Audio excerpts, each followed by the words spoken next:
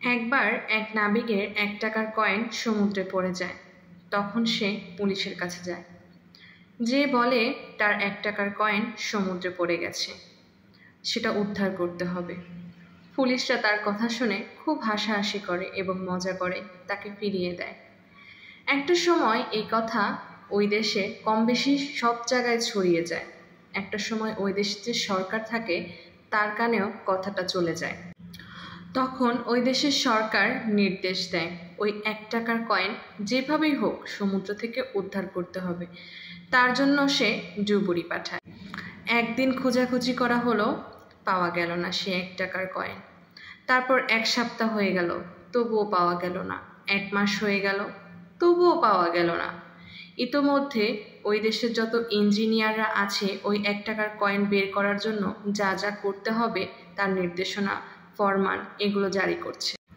অনেক খোঁজাখুঁজি করার পর ১ বছর পর সেই ১ টাকার কয়েন তারা উদ্ধার করতে পারল। তখন এইটা নিয়ে খুব মাতামাতি শুরু হয়ে গেল পুরো দেশে। সাংবাদিকরা একটা পর্যায়ে ওই দেশের সরকারকে এসে জিজ্ঞেস করলো, আচ্ছা আপনি ১ টাকার জন্য যে এত হাজার হাজার কোটি কোটি টাকা যে আপনি নষ্ট করলেন, তার কি কোনো যৌক্তিকতা আপনার কাছে আছে? তখন ওই দেশের সরকার বলল, অবশ্যই আছে। তারপর সে বলতে শুরু করলো, আমি ১ টাকা কয়েনের জন্য এই যে হাজার হাজার টাকা কোটি কোটি টাকা যে খরচ করলাম, এই টাকাগুলো আমার দেশেই আছে। তখন ওই দেশের সরকার বলল, এই যে আমি এত টাকা খরচ করলাম, এই টাকাগুলো আমার দেশের ডুবুরিরা, শ্রমিকরা, দিনমজুর যারা আছে তারা, ইঞ্জিনিয়াররা, এরা হচ্ছে আমার এই টাকাগুলো পেয়েছে। তারা এই টাকাগুলো নিয়ে তাদের সংসার চালিয়েছে, তাদের স্ত্রী, সন্তান, বাবা মা এদেরকে চালিয়েছে। অর্থাৎ এই টাকাগুলো আমার কাছেই ছিল, আমার দেশেই ছিল।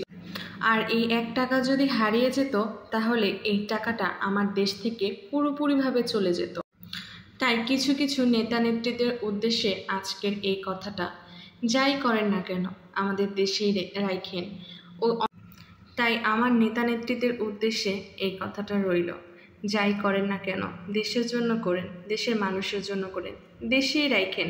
বাহিরে দিয়ে দিলে সেটা অন্য মানুষরা খাবে, আমরা না।